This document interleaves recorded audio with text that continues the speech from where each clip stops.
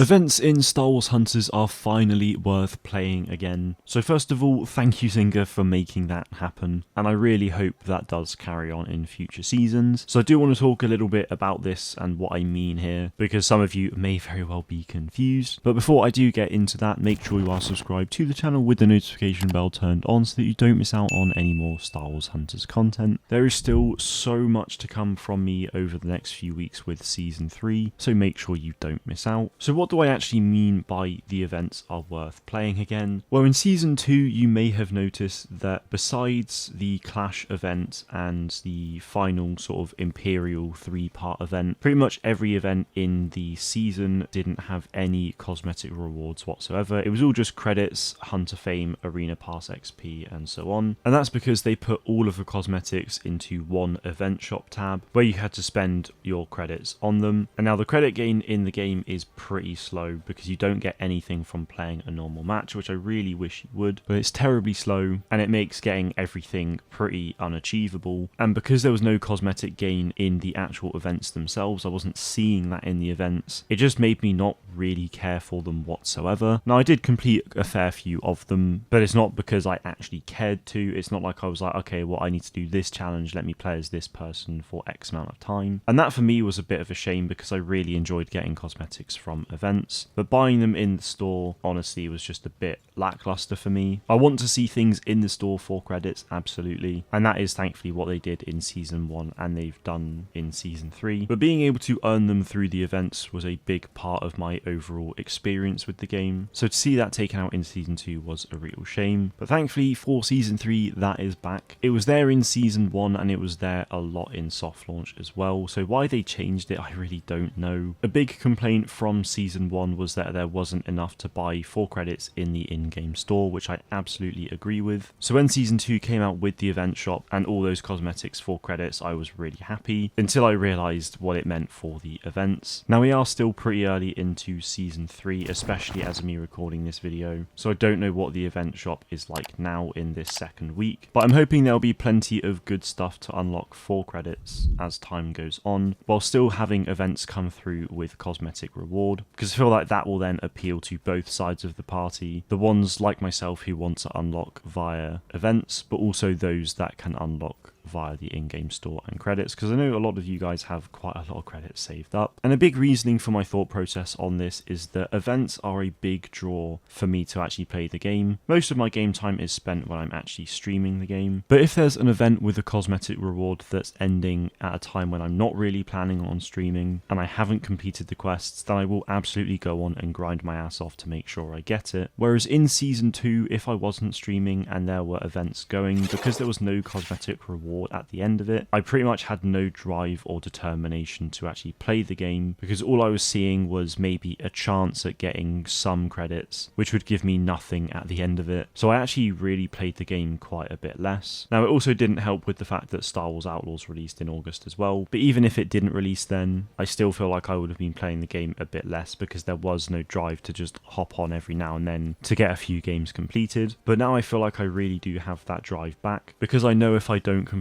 these events I may not get a chance at getting that cosmetic for a very long time, and for me that's not something I want to really experience. So I will absolutely be playing Season 3 a lot more to get these cosmetic rewards through events, and hopefully that's something that Zynga will see across the board with overall player engagement, and maybe that's even something they were testing with Season 1 and 2 as a difference there, and because they saw in Season 2 that maybe player engagement was less, that's why they changed it back to the way it is now with Season 3. Now I could be completely wrong because that is just my speculation, but I really wouldn't be surprised if overall player time per person was up during Season 1 and 3 than Season 2, just because of that whole event system. But like I said at the beginning of this video, thank you Zynga for changing it back, because for me the game is more enjoyable again and I will definitely be playing it more than I did in Season 2. So absolutely carry that on, keep cosmetics coming through the event system, because I know myself and many others will play the game so much more with them in, which will only be a good thing for the game, I'm sure. But let me know what you guys think about all of this in the comments below. Are you like me and will play the game even more now that cosmetics are back in the events, or are you not actually that fussed? Let me know down below, but that is it from me today. Thank you all very much for watching, and may the force be with you always.